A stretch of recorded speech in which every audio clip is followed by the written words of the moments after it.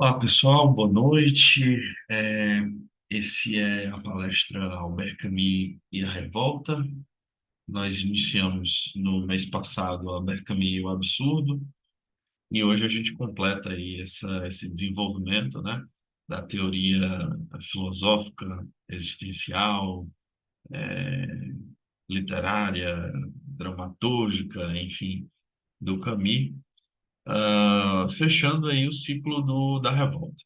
Efetivamente, a gente não vai destacar os pontos da revolta presentes em A Peste ou Os Justos, a gente vai pegar mais o trabalho mesmo do Homem Revoltado, né? O livro Homem Revoltado, para a gente fazer uma brevíssima análise, né? Dentro do tempo aqui estipulado, trazendo algumas perspectivas que espero que vocês entendam e compreendam, primeiramente de uma maneira nova, né? De uma maneira diferente. O primeiro ponto que nós podemos ressaltar aqui, eu vou até já botar ah, o texto, né, para vocês, do próprio Homem Revoltado, né? O primeiro ponto que nós temos que retratar aqui é efetivamente o que é essa passagem do absurdo para a revolta, né? Existe uma passagem, existe um caminho, né? Existe, né? E o Camus demonstra isso muito bem na introdução, o absurdo e o assassinato, né? Para o Camus, como a gente anteriormente havia destacado, em primeiro momento se trabalha a questão do suicídio, né? E a questão do suicídio, dentro do trabalho do mito de Sísifo, do trabalho do absurdo, da negação, né, do niilismo, faz todo e completo sentido numa época em que a guerra, né, está ali aparecendo e você não tem fios de esperança, você não tem momentos de felicidade, né? Você não tem aí perspectivas de melhora. Então, toda aquela tragédia e todo aquele pânico, né, gerado pela guerra, traz aí esse sentimento de absurdo, esse sentimento amplo de negação, extremamente forte de negação, e faz com que nós negamos a nossa própria existência, né?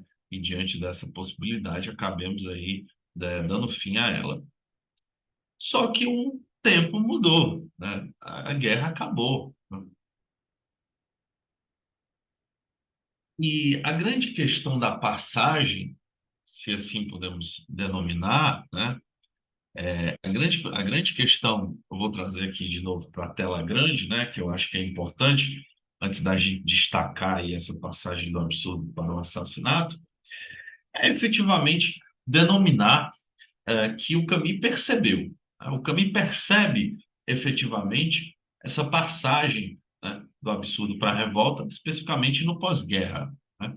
Depois de 1945, ele efetivamente, né, compreende, né, essa passagem, né? E isso é extremamente importante para o pensamento camisiano, para a filosofia camisiana, né? A partir de 46, ele viaja para os Estados Unidos, né? Onde ele desenvolve as palestras, as famosas palestras chamadas de La Crise Humaine, né? E dentro desse escopo da crise humana, ele vai efetivamente diagnosticar que a sociedade global, né, a sociedade de uma maneira muito ampla, muito expandida, está em uma crise, uma crise. E essa crise apresenta-se para o Camus como uma desumanidade, como um amplo acesso de desumanidade.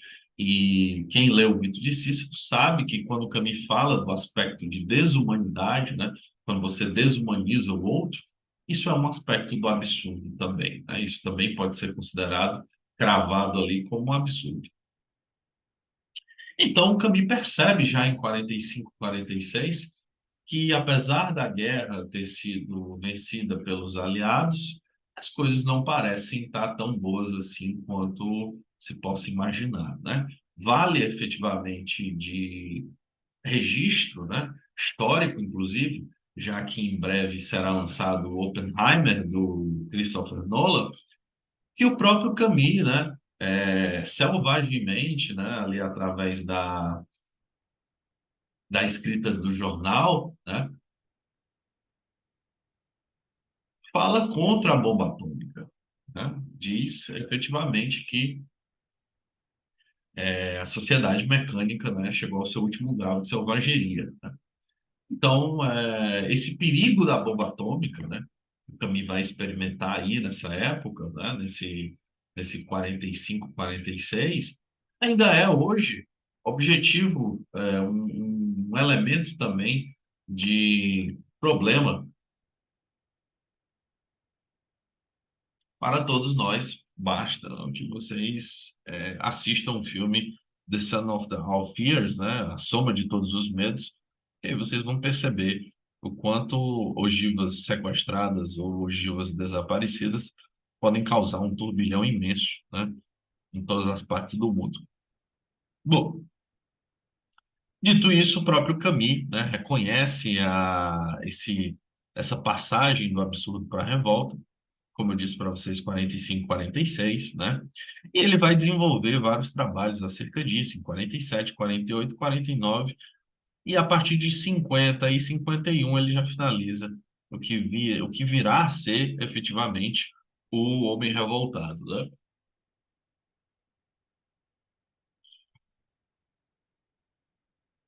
Tem um trecho,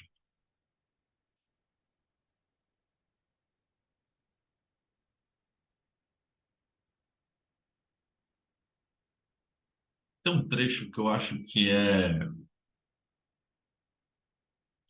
excepcional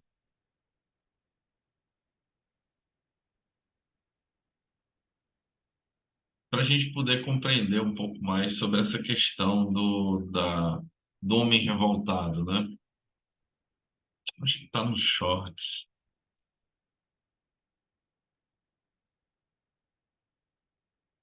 Ver se aparece aqui.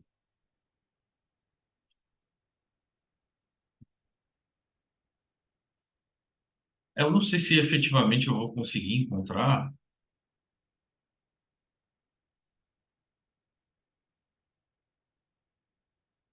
Eu acredito que não. Muito provável que eu não consiga. Deixa eu ver se eu consigo encontrar aqui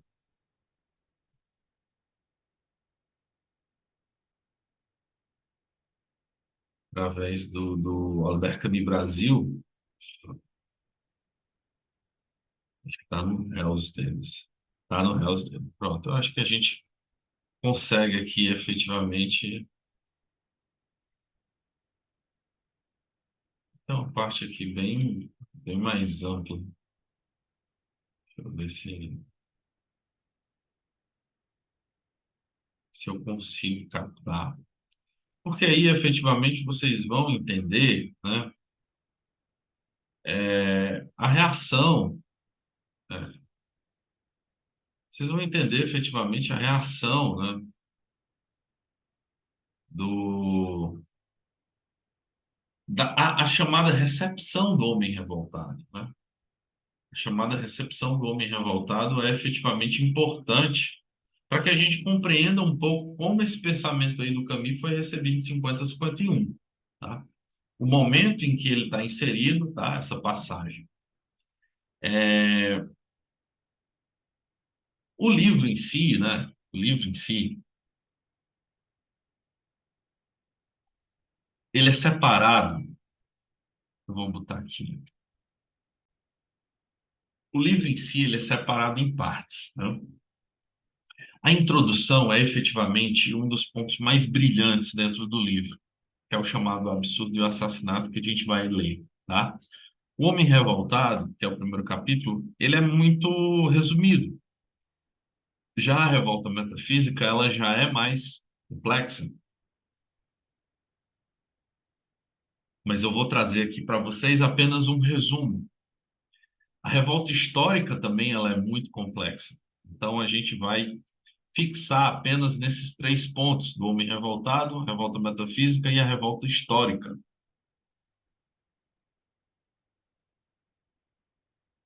Não tem muito sentido a gente avançar aqui nessa palestra, no capítulo 4 e no capítulo 5, tá? Eles são muito mais densos, né? Principalmente o capítulo 5.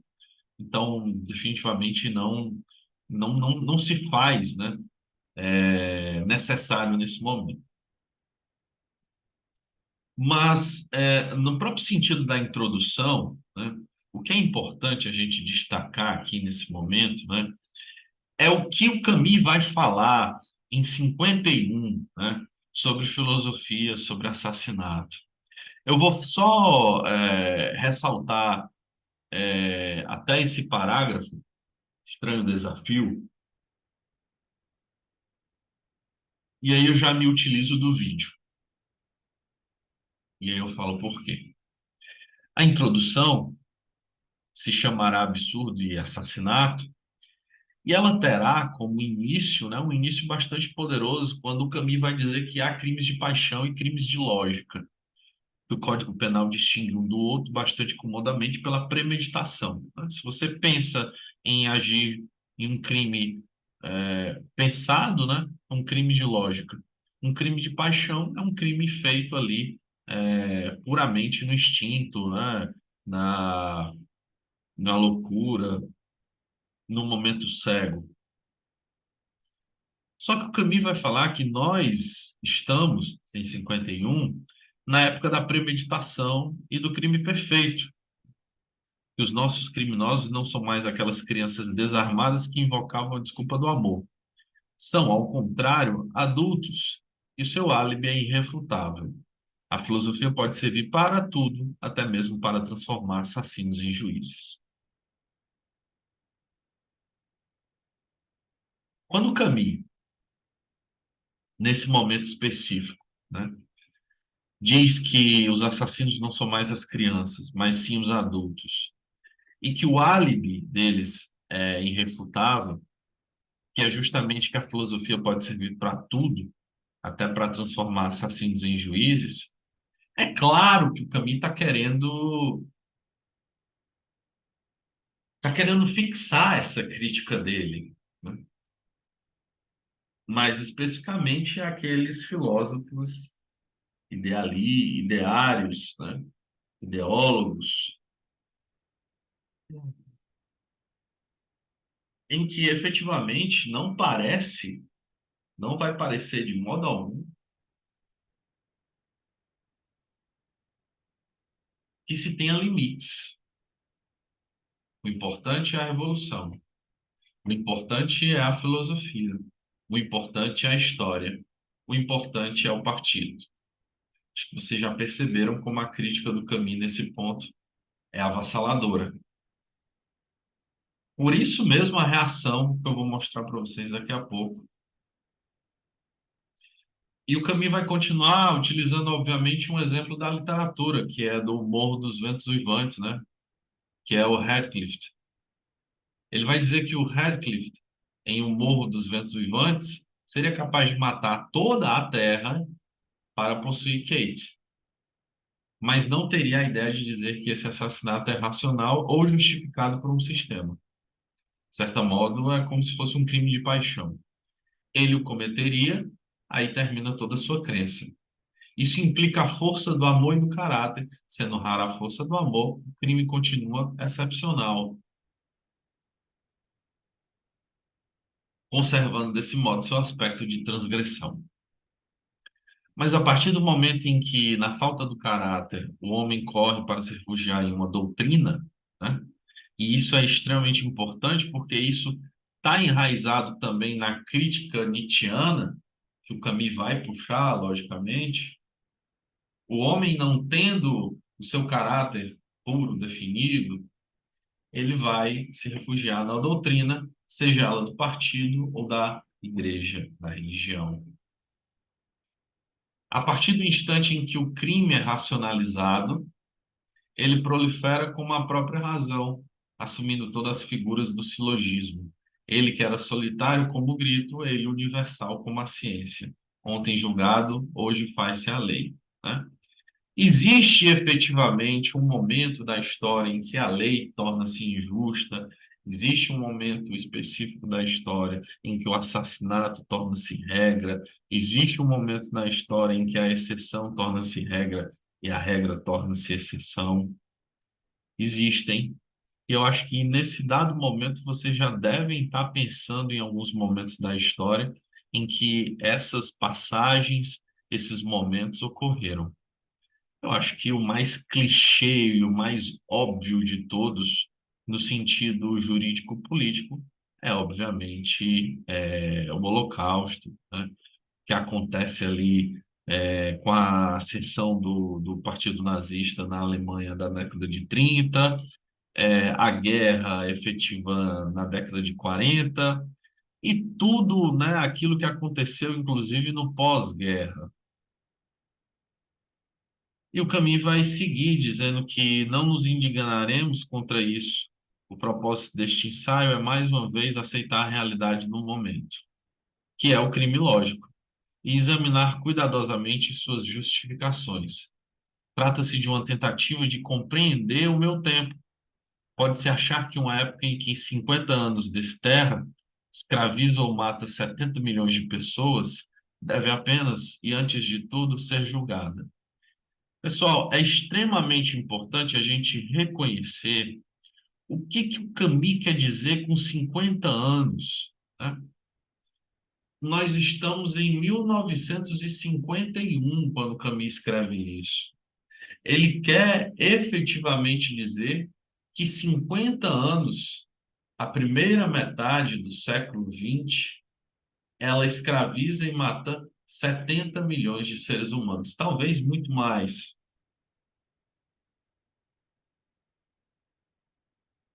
E que diante desse absurdo, nós devemos julgar a história, julgar tudo isso. Mas o Camus vai dizer que é necessário que a gente entenda de quem é a culpa, mas também é necessário que sua culpabilidade seja entendida. Nos tempos ingênuos em que um tirano arrasava as cidades para sua glória maior, em que o escravo acorrentado à biga do vencedor era arrastado pelas ruas em festa, em que o inimigo era atirado às feras diante do povo reunido, diante de crimes tão cândidos, a consciência conseguia ser firme e o julgamento claro. Mas os campos de escravos sobre a flâmula da liberdade, os massacres justificados pelo amor ao homem, pelo desejo de superhumanidade, anuviam, em certo sentido, o julgamento, né? Parece, e aí essa é a grande questão que os intelectuais de 1950 pegam no pé do Camus, né? Parece que o Camus quer julgar a história, né? Parece que o Camus efetivamente quer é, julgar esses momentos da história. No momento em que o crime se enfeita com os despojos da inocência, por uma curiosa inversão peculiar ao nosso tempo, a própria inocência é intimada a justificar-se. Este ensaio pretende aceitar e examinar esse estranho desafio, tá? Então, vocês percebem que o desafio, o grande desafio do homem revoltado, do livro, do ensaio Homem Revoltado, como ele vai aqui destacar, é aceitar o momento, aceitar a origem, né? E agora refletir e examinar, né, tudo isso. Trata-se de saber se a inocência, a partir do momento em que age, não pode deixar de matar. Só conseguimos agir no nosso próprio tempo entre os homens que nos cercam. Nada saberemos enquanto não soubermos se temos o direito de matar este outro que se encontra diante de nós, ou de consentir que seja morto. Já que atualmente qualquer ação conduz ao assassinato, direto ou indireto, não podemos agir antes de saber se e por que devemos ocasionar a morte. O essencial, portanto, não é ainda retomar as origens das coisas, mas sendo o mundo o que é, saber como conduzir-se nele. Esse é o ponto essencial que a gente precisa compreender dentro da filosofia camisiana. Não trata-se de mudar o mundo, né? Não trata-se de um oh, happy day, oh Jesus one. Não se trata de impor uma cor ao mundo, colorir o mundo, né? Trata-se de reconhecer o que o mundo é e o que nós fazemos com o mundo. Efetivamente, tendo essas duas noções, entra o que o Camus fala aqui: saber como se conduzir nele, saber como conduzir-se nele. Porque isso vai me evitar efetivamente grandiosos problemas. No tempo da negação, abre parênteses, absurdo, mito de Sísifo, podia ser útil examinar o problema do suicídio, mito de Sísifo. No tempo das ideologias, homem revoltado, é preciso decidir-se quanto ao assassinato. Se o assassinato tem suas razões, nossa época e nós mesmos estamos dentro de suas consequências. Se não as tem, estamos loucos. O que não há outra saída senão encontrar uma consequência ou desistir. É a nossa tarefa, em todo caso, responder claramente à questão que nos é formulada, no sangue e nos clamores do século, pois fazemos parte da questão, como humanos, como produtores de cultura, de história, de tudo isso que aconteceu. Há 30 anos, antes de se tomar a decisão de matar, tinha se negado muito, a ponto de um homem negar a si próprio pelo suicídio. Deus trapaceia, todos são trapaceiros, como ele, inclusive eu. Logo, resolvo morrer. O suicídio era a questão.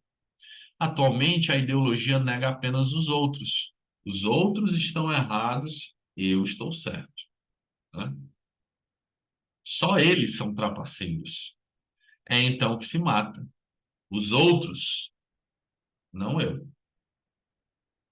Lembrem-se das sábias palavras de Jean-Paul Sartre em Os Clous. O inferno são os outros. Os outros estão errados. Eu estou certo. É então que se mata. A cada amanhecer, assassinos engalados se esgueiram para dentro de uma cela. O crime de morte é a questão. Os dois raciocínios se sustentam, ou melhor, eles nos sustentam, e de maneira tão urgente que não podemos mais escolher nossos problemas. São eles que nos escolhem um após outros. Aceitemos essa escolha. Este ensaio se propõe a dar a continuidade, diante do assassinato e da revolta, a uma reflexão começada em torno do suicídio e da noção do absurdo. Vocês percebem a continuidade, né, do problema camisiano. Se a negação, o absurdo e o suicídio eram problemas a serem enfrentados neste primeiro momento, agora já não são mais. Agora nós temos outros problemas a serem desdobrados aqui, como vocês bem sabem, o próprio Camus fala, assassinato, revolta. E aí eu vou passar para vocês a recepção, né? Vou passar para vocês a recepção do... Espero que vocês estejam... que vocês escutem.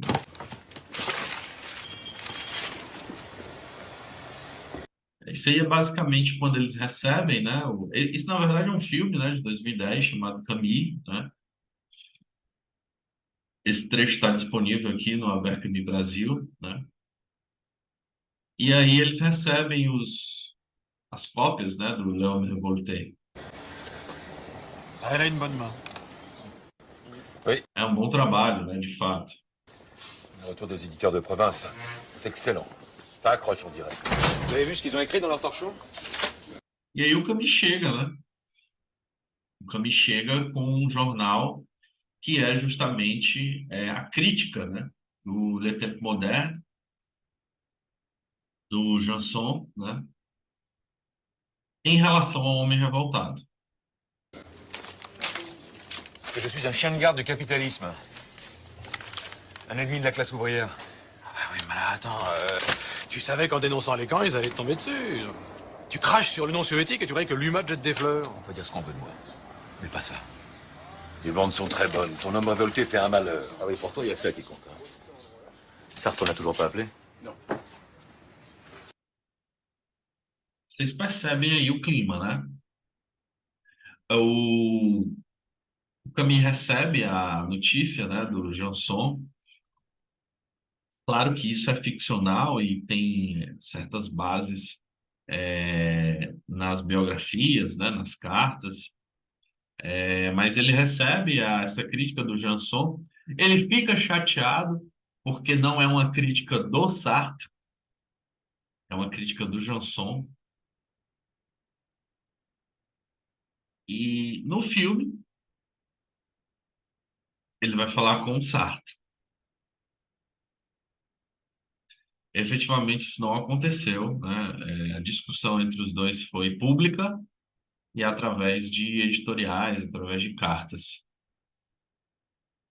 J'espère que lui, au moins, va remettre les choses en place. Et pourquoi tu l'appelles pas toi? Parce que j'aurais l'air de lui forcer la main. Il voit bien que c'est la curée, il va réagir. No filme, né? No filme aparece como se o Camus tivesse a noção de que o Sartre ia perceber que essa crítica era infundada, que de fato o Homem Revoltado não podia ter essa crítica tão pesada, né?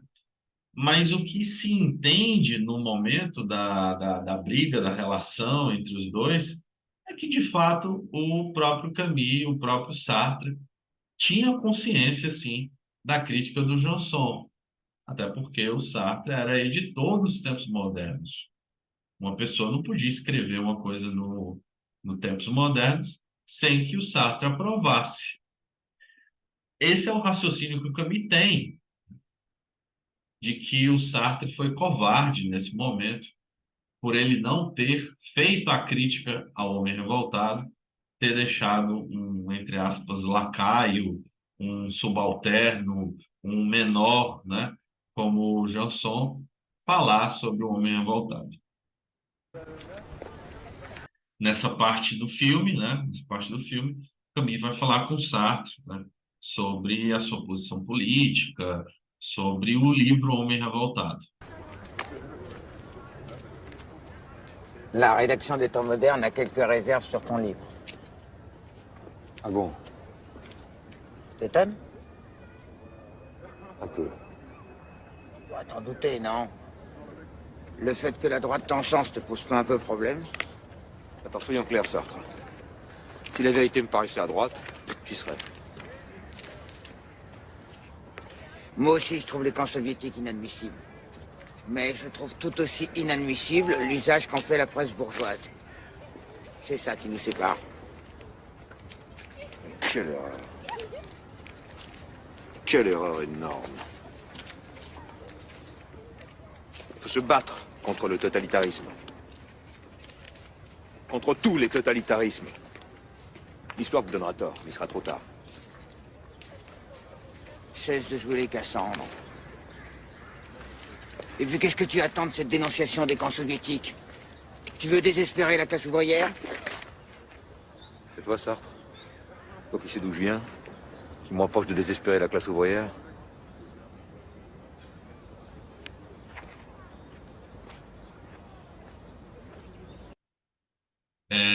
Pois é, essa é a parte, né? Essa é a parte do filme, né, em que efetivamente o Camus confronta o Sartre, né? Ele vai dizer, você sabe de onde eu venho, né? Eu venho da classe trabalhadora, então você falando sobre a classe trabalhadora, mas sendo um burguês, né? Então vocês percebem como é acirrado ali o momento, né? A disputa, né? E é esse o momento em que o Homem Revoltado é escrito, publicado, né? Por isso que essas páginas e essas palavras aqui estão bem cheias, né, de momentos aí, né, bem fortes. E o Camus vai continuar aqui no escrito da introdução, que por hora essa reflexão só nos oferece uma única noção, que é a do absurdo. Esta, por sua vez, só nos traz uma contradição no que se refere ao assassinato. O sentimento do absurdo, quando ele se pretende, em primeiro lugar, tirar uma regra de ação, torna o crime de morte, pelo menos, indiferente e, por conseguinte, possível. Se não se acredita em nada, se nada faz sentido, e se não podemos afirmar nenhum valor, tudo é possível e nada tem importância. Não há pró nem contra, o assassinato não está certo e nem errado. Podemos atiçar o fogo nos crematórios, assim como também podemos nos dedicar a cuidar dos leprosos. Malícia e virtude tornam-se acaso e capricho. Vocês pegaram aqui efetivamente esse brilhantismo, porque o Camus ele vai dizer que, de fato, se não há um valor sobre a questão da vida, seja ela do suicídio ou do assassinato, então tanto faz como tanto fez. As ações não têm o mesmo valor, não têm a mesma posição ou equilíbrio. Não há pró nem contra. O assassinato não está certo nem errado. Quer dizer, eu posso matar uma pessoa e tanto faz como tanto fez.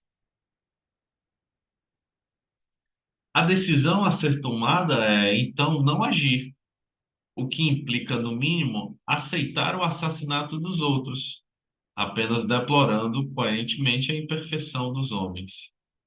Pode-se ainda imaginar a substituição da ação pelo diletantismo trágico, e nesse caso a vida humana não passa de uma pausa no jogo. Nesse último caso, na falta de um valor mais alto que oriente a ação, esta vai se dirigir para a eficácia imediata. Se nada é verdadeiro nem falso, bom ou mal, a regra será mostrar-se o mais eficaz, quer dizer, o mais forte. O mundo não estará mais dividido entre justos e injustos, mas em senhores e escravos. Desta forma, não importa para que lado nos voltemos. No âmago da negação e do niilismo, o assassinato tem um lugar privilegiado. Se, portanto, pretendemos nos instalar na atitude absurda, devemos estar preparados para matar, dando, assim, mais peso à lógica do que a escrúpulos que consideramos ilusórios. Certamente seriam necessários alguns arranjos, mas, em suma, menos do que se pode imaginar se levarmos em conta a experiência. Além disso, é sempre possível, como se vê todos os dias, deixar que os outros matem por nós. Assim, tudo seria acertado em nome da lógica, se a lógica pudesse realmente ser satisfeita. Como nós permitimos que as pessoas continuem matando umas às outras? Como é que nós permitimos programas policiais como esses aí que tem a rodo? Como nós permitimos que o outro matasse o outro? Como foi que nós permitimos que o Estado matasse as pessoas?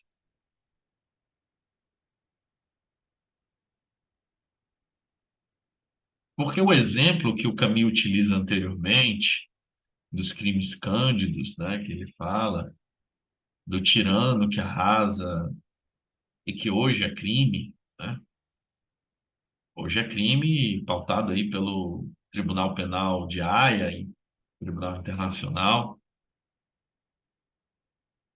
Nos últimos anos aí foram julgados alguns ditadores africanos e inclusive alguns generais das guerras sérvio-iugoslavas, né, das guerras iugoslavas.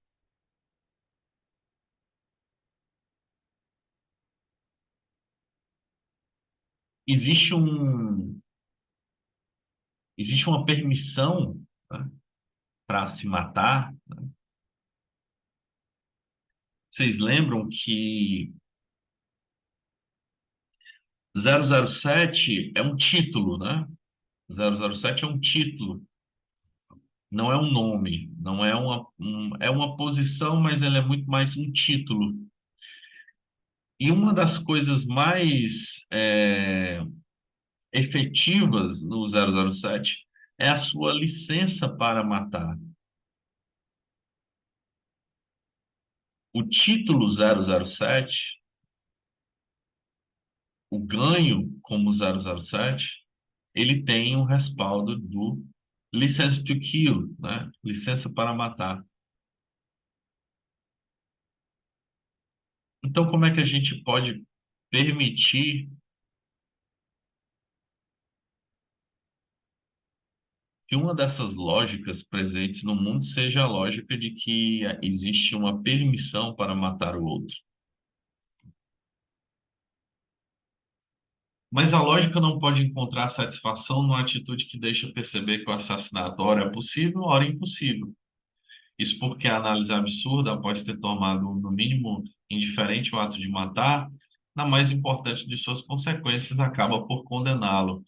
A conclusão última do raciocínio absurdo é, na verdade, a rejeição do suicídio e a manutenção desse confronto desesperado entre a interrogação humana e o silêncio do mundo. Isso já é um tema que recorre anteriormente. O suicídio significaria o fim desse confronto, e o raciocínio absurdo considera que não poderia endossá-lo sem negar as próprias premissas. Tal conclusão, segundo ele, seria fuga ou liberação.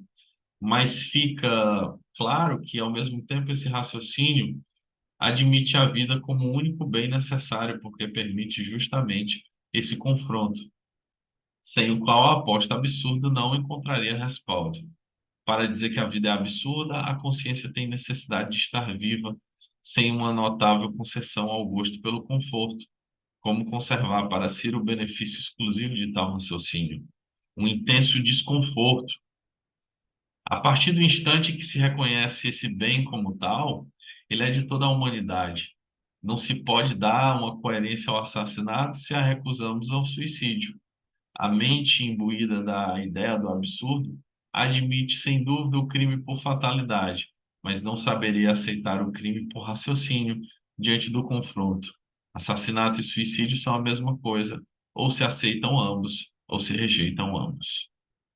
Da mesma forma, o niilismo absoluto, aquele que aceita legitimar o suicídio, corre mais facilmente ainda para o assassinato lógico, se o nosso tempo admite tranquilamente que o assassinato tenha suas justificativas. É devido à indiferença pela vida, que é a marca do niilismo, sem dúvida, houve épocas em que a paixão pela vida era tão forte que também acabava em excessos criminosos. Mas esses excessos eram com ardor de um gozo terrível e não nessa ordem monótona, instaurada por uma lógica mesquinha, cujos olhos tudo se iguala. Essa lógica levou aos valores de suicídio dos quais nosso tempo se alimentou, as suas últimas consequências, ou seja, o assassinato legitimado.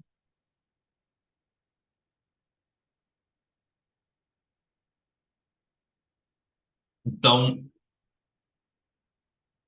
vocês percebem que é um grande caminho, uma grande trilha, um ponto de partida, né, entre o momento do suicídio para o momento do assassinato, de modo que ele culmina no suicídio coletivo. A demonstração mais notável foi fornecida pela Apocalipse literista de 1945. A autodestruição não era nada para os loucos que se preparavam nos covis para uma morte apoteótica. O essencial era não se destruir sozinho, arrastando consigo o mundo inteiro. De certa maneira, o homem que se mata na solidão preserva ainda um valor, já que aparentemente não reivindica para si nenhum direito sobre a vida dos outros. Prova é que esse homem nunca utiliza para dominar o outro a terrível força e a liberdade que a sua decisão de morrer lhe dá. Todo suicídio solitário, quando não há ressentimento, é generoso ou desdenhoso. Mesmo, né? A gente não pode ter do suicídio coletivo, tá?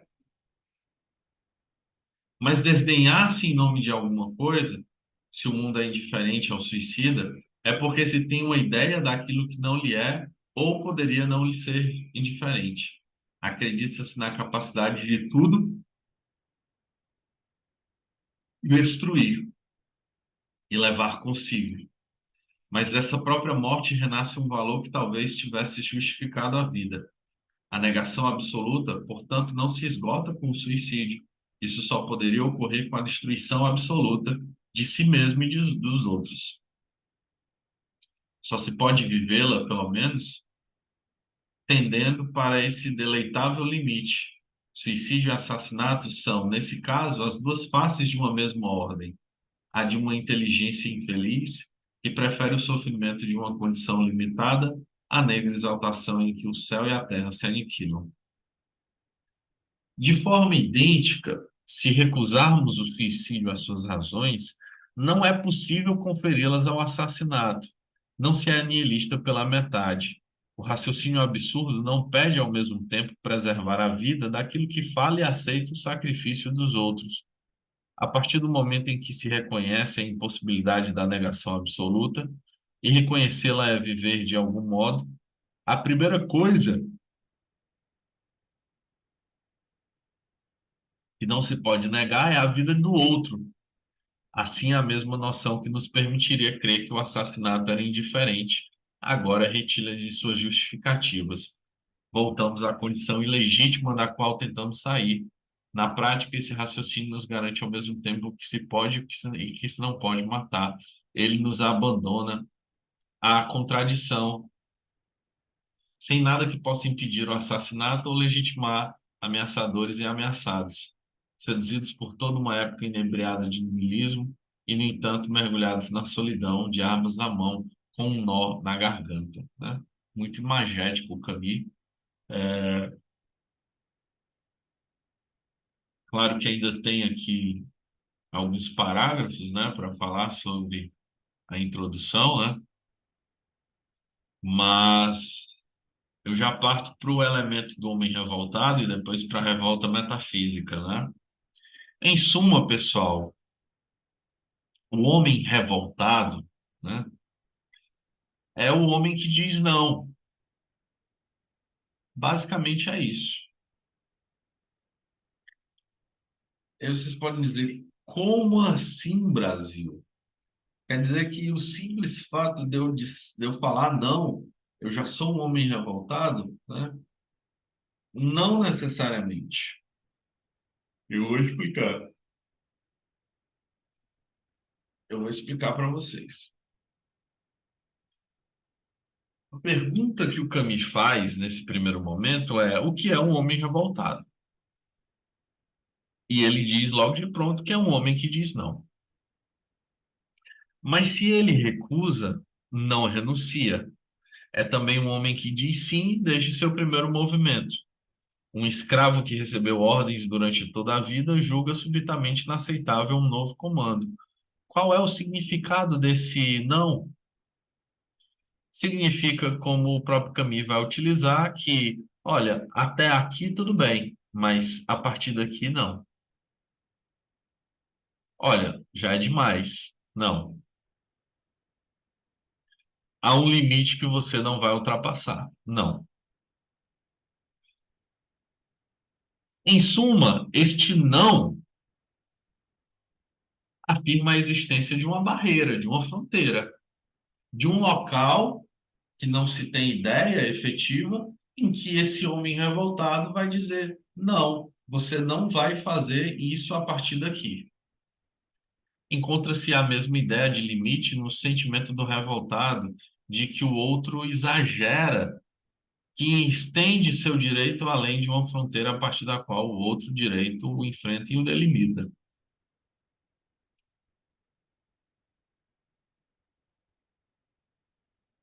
Dessa forma, o movimento de revolta apoia-se ao mesmo tempo na recusa categórica de uma intromissão julgada intolerável e na certeza confusa de um direito efetivo, ou, mais exatamente, na impressão do revoltado de que ele tem direito de, né? Se vocês perceberem, o revoltado, ele sempre vai exemplificar essa questão do eu tenho o meu direito a, e por aí vai, né? Então você vai perceber essa posição, né? E é por isso que o escravo revoltado diz simultaneamente sim e não. Ele afirma ao mesmo tempo em que afirma a fronteira. Tudo que suspeita o que ele deseja preservar aquém da fronteira. Ele demonstra com obstinação que traz em si algo como vale a pena, né? Deve ser levado em conta. De certa maneira, ele compõe a ordem que o oprime, uma espécie de direito a não ser oprimido, além do que pode se admitir, né? Então, a introdução ainda continua com alguns elementos muito interessantes, sugiro que vocês façam a leitura, né? De fato, é extremamente interessante e dá aqui efetivamente a ideia geral do que é o homem revoltado. Vocês perceberam, pegaram a visão. É o homem que diz não. É o homem que fala não ao assassinato, né? É o homem que diz não à questão do assassinato, né?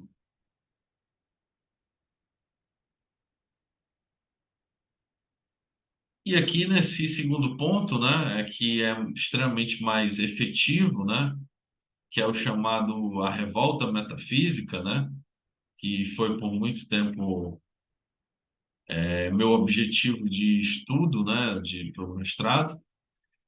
Ele vai se iniciar explicando o que é a revolta metafísica, né?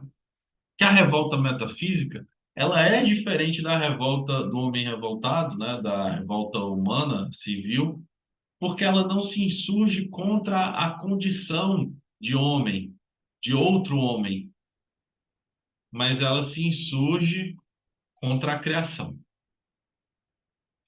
E eu vou passar um trecho para vocês de um filme muito ruim, mas que esse momento é muito bom e faz extremo sentido, né? Que é o filme Thor, né? Thor 3, que é o momento em que o Gore, né? Percebe que a filha dele vai morrer, percebe que o Deus não está fazendo absolutamente nada por ele, né? É basicamente essa a cena. Vamos lá. Espero que vocês estejam escutando também.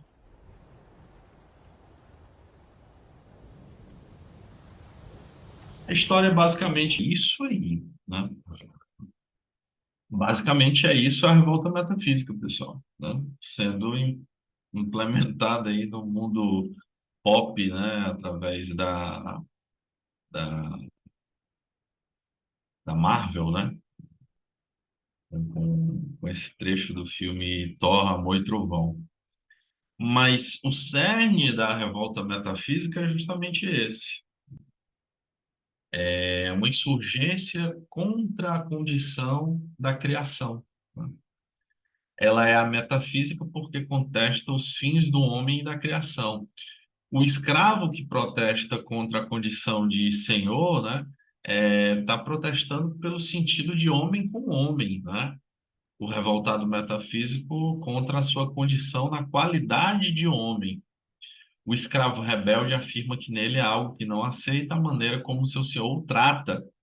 O revoltado metafísico declara-se frustrado pela criação, tanto para com um para com o outro. Não se trata apenas de uma negação pura e simples. Em ambos os casos, na verdade, encontra-se um juízo de valor em nome do qual o revoltado se recusa a aprovar a sua condição. Então, vocês percebem aqui, efetivamente, né? E eu trago só como elemento de conversa, né? Em que a gente observa, né, que a revolta metafísica ela traz esse elemento de que a condição falhou conosco, né? Como vocês observaram aí no trecho do filme, né? É, o Deus ali ele está muito snob, né? Em relação ao propósito dos homens, né? Ele ali diz e debocha, vocês apenas servem para isso, né? Para louvar, morrer e sofrer, né? E a partir do momento em que o Gore ele percebe que o sacrifício dele foi em vão, ele se insurge contra a criação no sentido efetivo, né? de que aí, né, tem uma denominação de um sentido para ele, né? Vocês percebem ali nas vozes, né? Mate todos os deuses, né? Vá até a eternidade. E aí é uma coisa muito específica do filme, mas a gente fica com a questão do paralelo entre a revolta metafísica e o que se apresenta aí. O Gorn, a partir desse momento, ele começa a matar vários e vários deuses, né? Claro que a revolta metafísica, e aí é importante eu falar isso para vocês, já que a gente não vai adentrar muito a revolta metafísica, ela não é propriamente matar os deuses, né? Mas ela é efetivamente colocar os deuses ou Deus, né, na mesma condição nossa, né, de humilhado, de seres agônicos, né, e por aí vai. Então, essa é a grande ideia da revolta metafísica no Fringir dos Ovos, né? E é interessantíssimo a transformação da revolta metafísica para a revolta histórica, tá? A partir do momento em que nós vamos começar a matar reis, né? Os, reis, os chamados regicidas, né? Eles matarão os reis, não puramente pelo sentido, um sentido antimonárquico, né? Não é, eu sou anti-monarquia, eu vou matar o rei. Não é isso, pessoal, tá?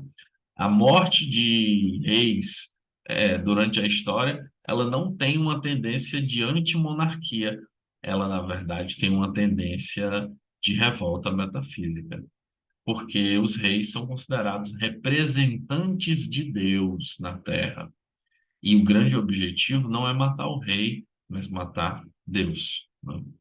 Essa é a galinha dos ovos de ouro, por assim dizer, que se apresenta aí para nós, tá?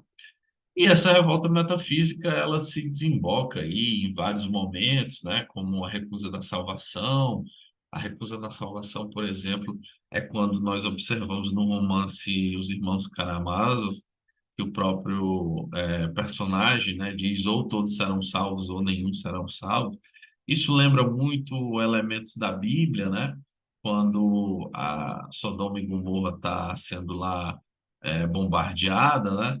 E aí fala-se, se houver pelo menos um justo, né? 5 justos, né?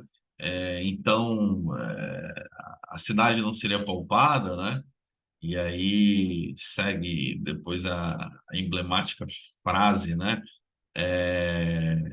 Não julgaria, né? Não faria justiça ao juiz de toda a terra, né? E aí vocês percebem na revolta metafísica que entendeu-se a posição da criação, né? Da criação humana, da criação divina, né? E agora parte-se para um sentido prático, né? E esse sentido prático, ele é observado efetivamente dentro da chamada revolta histórica, tá? A revolta histórica aqui no Homem Revoltado, ela é dividida em regicidas, deicídios, terrorismo individual, terrorismo de Estado, terrorismo acho que tem terrorismo em conjunto, alguma coisa assim, e revolta e revolução, tá? O sentido pleno da revolta da revolta histórica, né? Ela é buscar os elementos da revolta metafísica agora presentes num conjunto coletivo, tá? Num conjunto em que de fato nós vamos matar o representante do Deus, né? Do Deus no céu. E agora o que nós vamos colocar no lugar dele, né? Não pode ser um outro monarca, não pode ser não pode ser um padre, não pode ser um papa, não pode ser um bispo, né? O que nós vamos colocar depois que nós matarmos esse valor, né? Então, muitos vão aí afirmar que é o amor, outros vão afirmar que é a luxúria, outros vão afirmar que é o dinheiro, outros vão afirmar que é a desumanidade, né? Todos vão falar positivamente ou negativamente sobre a questão da revolta histórica, o que se coloca para dentro, né, como slide ou momento da revolta, como desdobramento da revolta metafísica, tá? A revolta histórica é um desdobramento da revolta metafísica.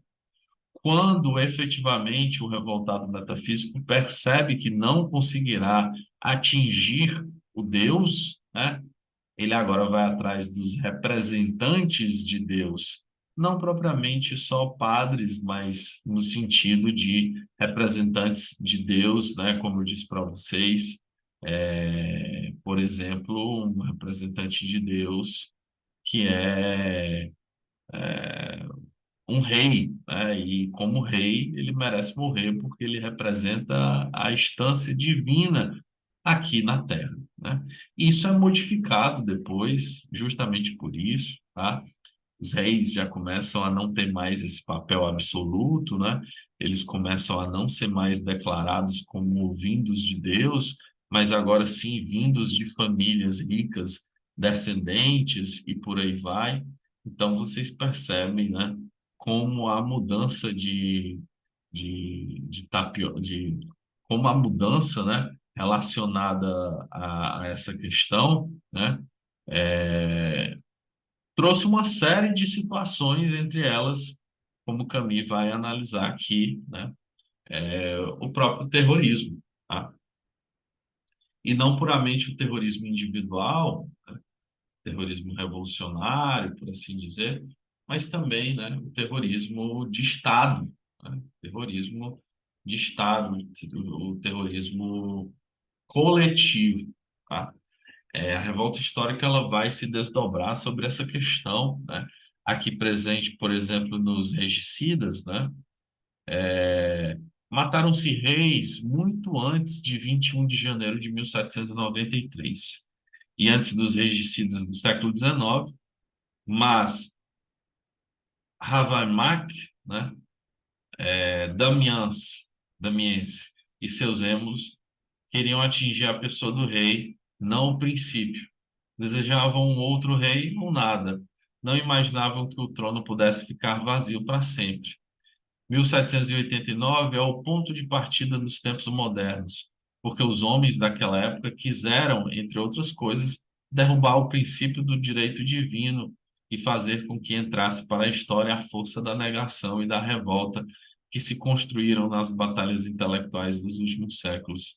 Dessa forma, acrescentaram-se ao tiranicídio tradicional um deicídio racional, o pensamento dito libertino, o pensamento dos filósofos e dos juristas serviu de alavancar a essa revolução, para que essa iniciativa se tornasse possível, né, e se sentisse legítima.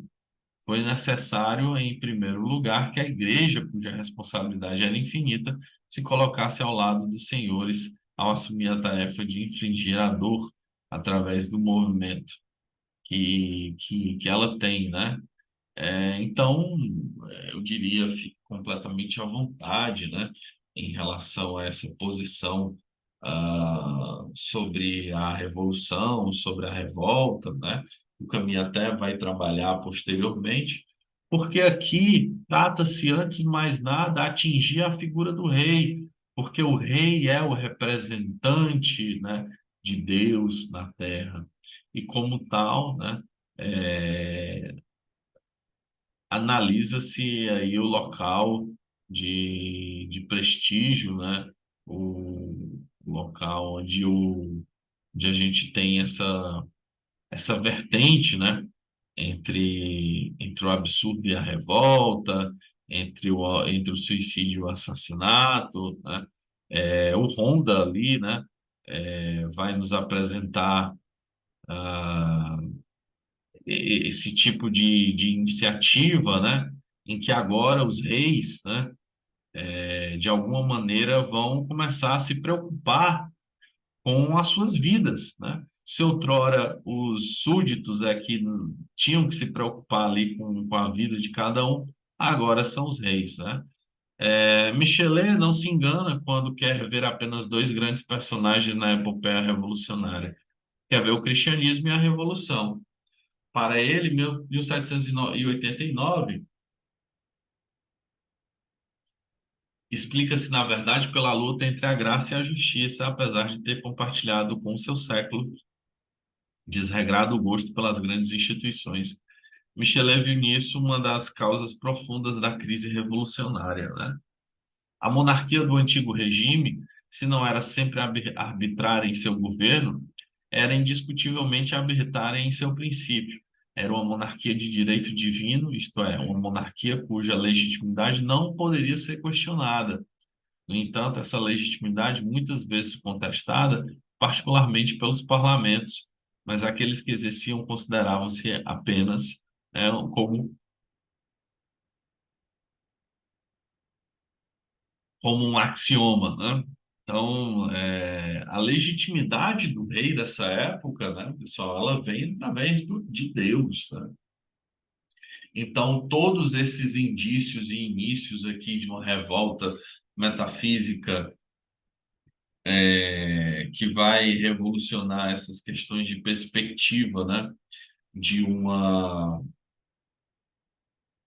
perspectiva, né, do que se apresenta aqui como um momento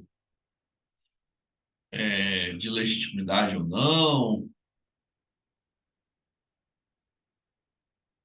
um momento em que posteriormente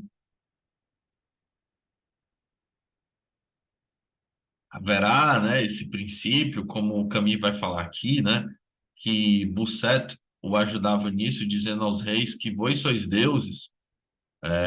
O rei, sobre um dos seus aspectos, é o encarregado pela missão divina dos negócios temporais e, portanto, da justiça, né? Então, todos esses cargos, né, eram abraçados aí ao rei e tinha efetivamente seu poder quase que absoluto sobre a vida, né, e a morte ali dos seus concidadãos. E esse é o ponto, né, definitivo em que se encontrará um desdobramento da filosofia camisiana, um desdobramento do que é analisado aí, né? Porque é justamente aí que nós temos um novo momento da nossa história, que é um mundo, né? Uma sociedade sem a presença de Deus, né?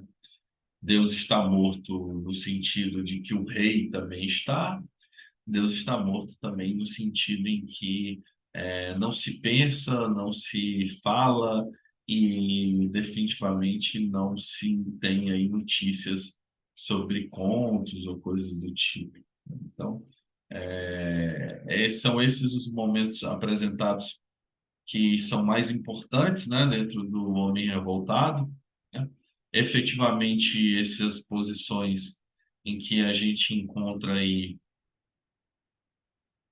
essas passagens, né, de pensamento, de primeiro analisar a passagem do absurdo para a revolta, né, que é do absurdo ao assassinato, depois, né, efetivamente, o que é esse homem revoltado, né, a figura do homem revoltado ali aparecendo, né, e depois, em última análise, né, a revolta metafísica e o seu desdobramento, que é a revolta histórica, né?